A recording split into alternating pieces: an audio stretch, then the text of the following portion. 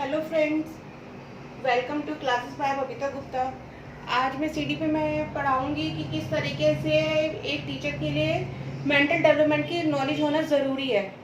तो आज हम ये पढ़ेंगे कि importance of knowledge of mental development for a teacher, कि क्या होती है उनके लिए, टीचर के लिए क्या महत्व है इस नॉलेज का होना, क्यों पढ़ रहे हैं हम सीडी पे में मेंटल डेवलपमेंट। तो आज इसके बारे में बात करेंगे हम। और उससे पहले मैं कहूँगी कि आप चैनल को लाइक सब्सक्राइब ज़रूर करें, शेयर करें। तो चलिए स्टार्ट करते हैं सीडीपी में।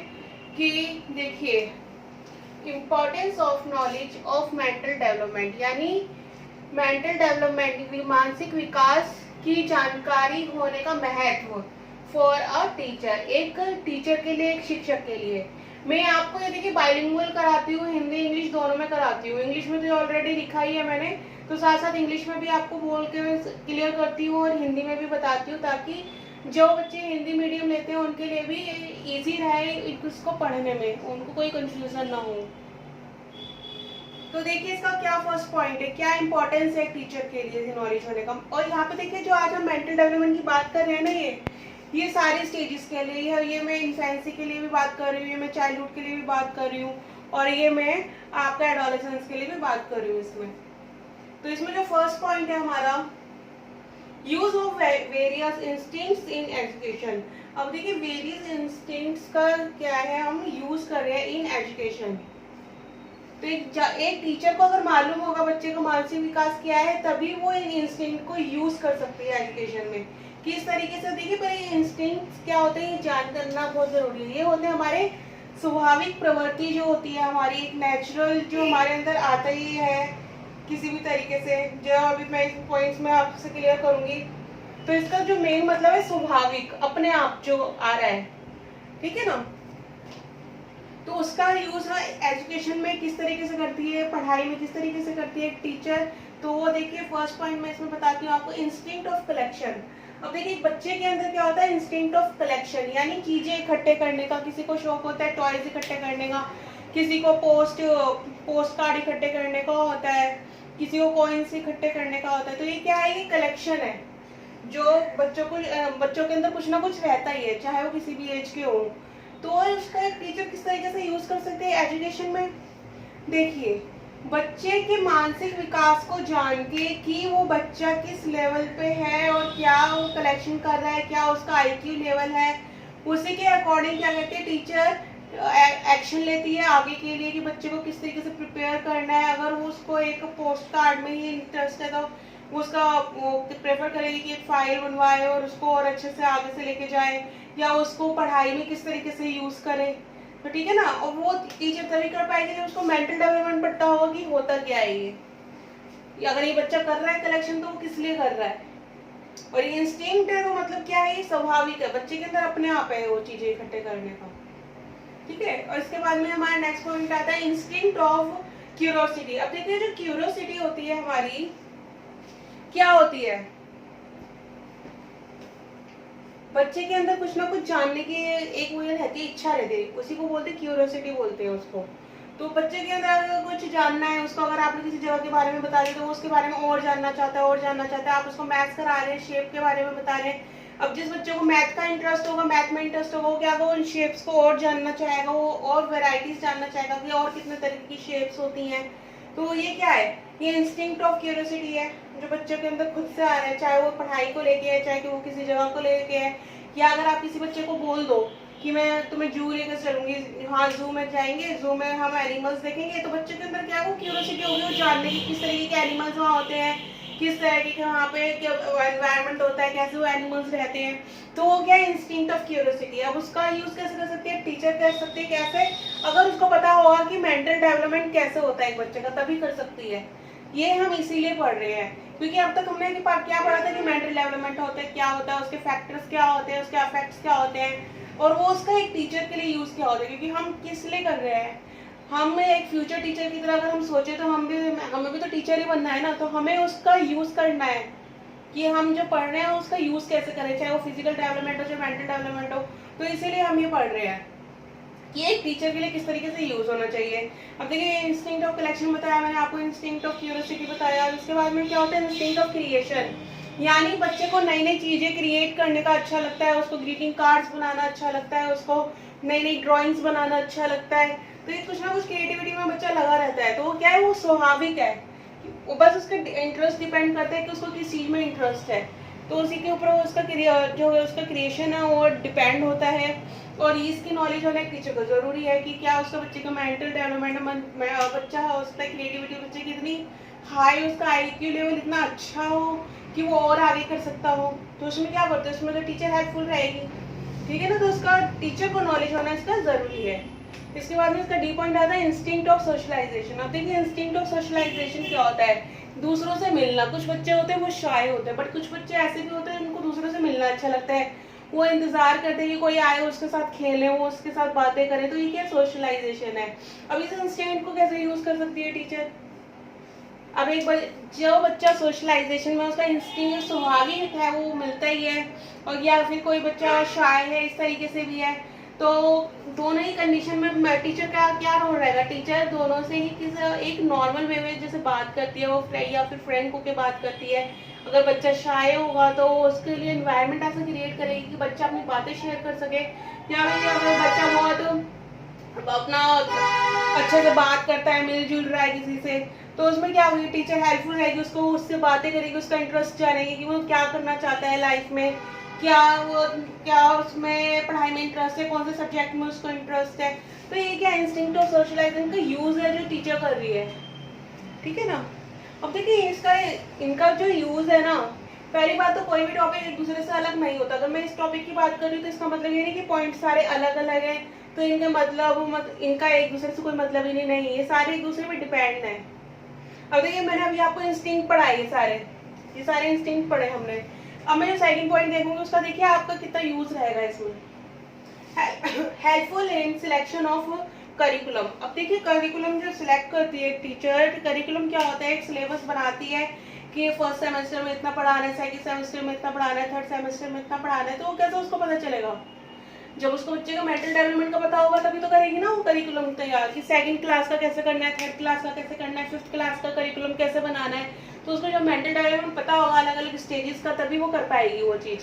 और देखिए और इसका एक चीज़ और भी है, अगर हम ये देखने की बच्चे की क्रिएटिविटी कैसी है, करियर सोशलाइजेशन कैसा है, एक 6th क्लास के बच्चे का, एक 7th क्लास के बच्चे की क्रिएटिविटी कैसी है, एक 9th क्लास के बच्चे की क्रिएटिविटी कैसी है, तो उसी पे डिपेंड होकर टीचर बनाती है करिकुलम, कि उसके अंदर ऐसी एक्टिविटीज डाली जाए या ऐसा करिकुलम बनाया जाए कि बच्चा उसको फॉलो कर सके, और थोड़ा सा ऐसा हार्ड बनाया जाए कि बच्चे को और माइंड उसका एक्टिव हो।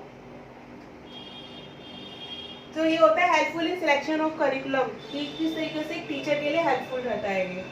नेक्स्ट पॉइंट आता है हमारा helpful in selection of activities को सिलेक्ट करने में, कि आपका कौन सी क्लास में क्या एक्टिविटी होनी चाहिए, उसमें प्ले एक्टिविटी होनी चाहिए। अगर 7th 8th में आपने देखा होगा ज़्यादातर वो स्टिचिंग वगैरह रख देते हैं, स्टिचिंग की क्लासेस रख देते हैं लड़कियों के लिए। क्यों? क्योंकि वो एक्टिविटीज़ हैं अकॉर्डिंग टू मेंटल डेवलपमेंट की, हमें पता है कि उस एज में गर्ल्स वो चीज़ को ग्रैब करेंगी और उस एक्टिविटी को वो कर सकती हैं, तो इसलिए हम उस क्लास में वो रख रहे हैं। आपने देखा होगा बच्चों के लिए फिफ्थ क्लास के बाद में वो फर्स्ट एड बॉक्स बनाने का हम रखते हैं, कि आपको फर्स्ट एड बॉक्स बनाने की आपको एक्टिविटी करनी है। तो वो किस लिए करनी है, क्योंकि हमें पता है कि इस स्टेज में आकर, यानी कि जो बच्चे आपके चाइल्डहुड में होते हैं, लेट चाइल्डहुड में होते हैं, तो बच्चे इतना समझने लगते हैं कि वो उस चीज एक्टिविटी को कर सकते हैं। तो ये क्या है, helpful in selection of activity. अगर और वो भी किस पे डिपेंड है, इस पे आपका मेंटल डेवलपमेंट पे, क्योंकि अगर मेंटल डेवलपमेंट का ही नॉलेज नहीं होगा टीचर को तो एक्टिविटी भी तैयार नहीं कर सकती। जैसे वो करिकुलम रेडी नहीं कर सकती, इसी तरीके से वो एक्टिविटीज को भी रेडी नहीं कर सकती। हम नेक्स्ट पॉइंट पे आते हैं, हमारे 4th पॉइंट है next point, convenience in preparing text books.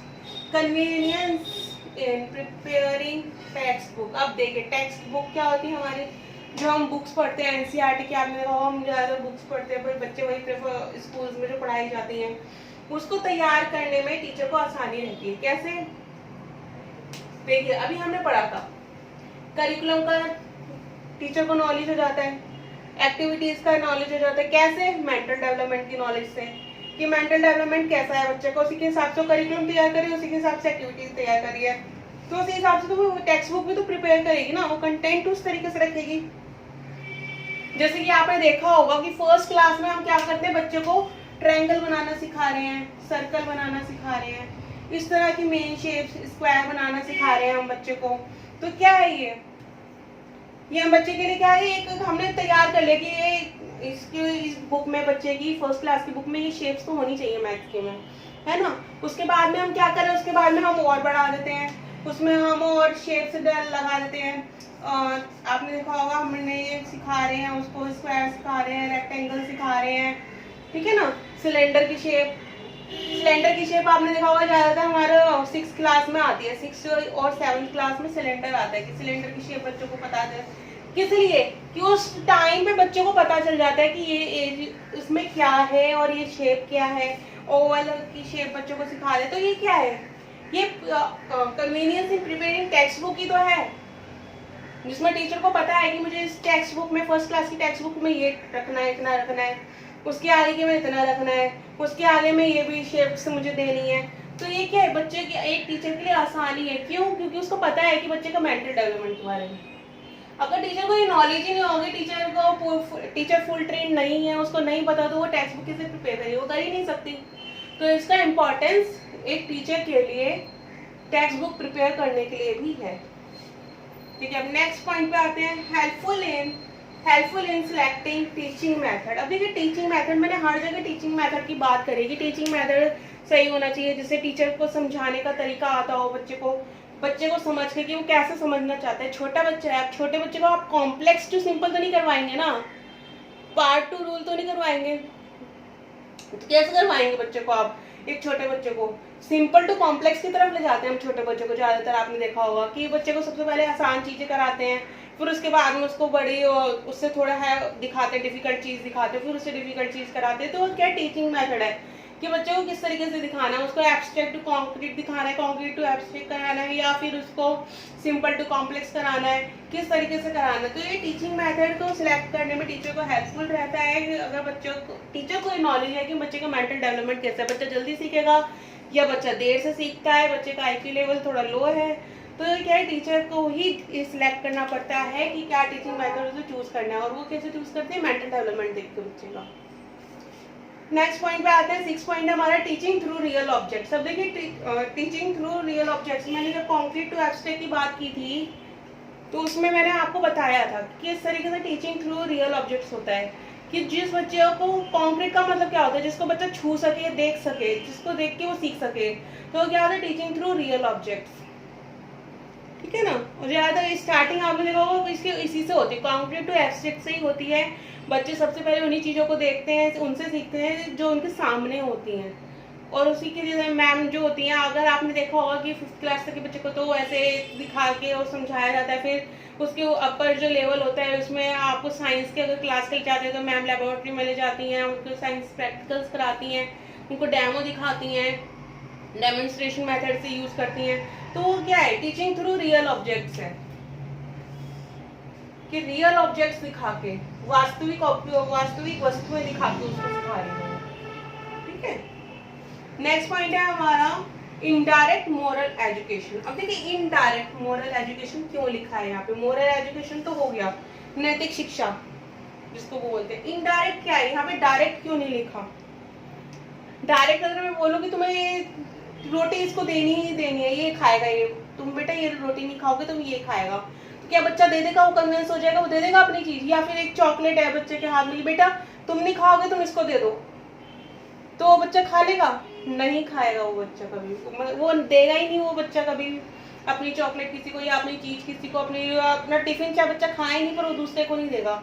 Indirect moral education क्या होता है कि इनडायरेक्ट वे में टीचर सिखाती है थ्रू स्टोरीज, बच्चे को स्टोरीज सुनाती है टीचर, और इस तरीके से जो उसके करिकुलम में भी कुछ चैप्टर्स ऐसे होते हैं बच्चे के, जो छोटे बच्चे हों, कि उनसे उन्हें कुछ ना कुछ शिक्षा मिलती है, और उसका यूज करती है टीचर कि कैसे बच्चों को नैतिक शिक्षा देनी है, बच्चों को किस तरीके से सिखाना है। अगर उसने एक स्टोरी पढ़ा दी तो उसमें उसका क्या, उसका मोटिव निकल रहा है स्टोरी का, और उस बच्चे को किस तरीके से समझाना है।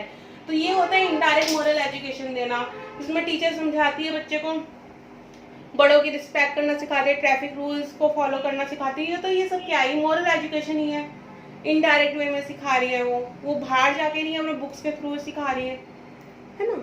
तो ये सारे पॉइंट्स हैं हमारे importance of knowledge of mental development for a teacher. तो इनको आप पढ़िए और इनको समझिए। नेक्स्ट जो मैं अब स्टार्ट करूंगी वो इमोशनल डेवलपमेंट करूंगी कि इमोशनल डेवलपमेंट कैसे होता है। मैंने आपसे फिजिकल डेवलपमेंट शेयर कर लिया, मेंटल डेवलपमेंट शेयर किया, मैं इमोशनल डेवलपमेंट शेयर करूंगी। और उससे पहले मैंने आपसे ग्रोथ एंड डेवलपमेंट शेयर किया था, क्या होता है स्टेजेस ऑफ डेवलपमेंट शेयर किया था। तो चलिए मिलते हैं नेक्स्ट क्लास में विद इमोशनल डेवलपमेंट। इसको आप पढ़िए, कंटिन्यू करिए और चैनल को लाइक सब्सक्राइब ज़रूर करिए।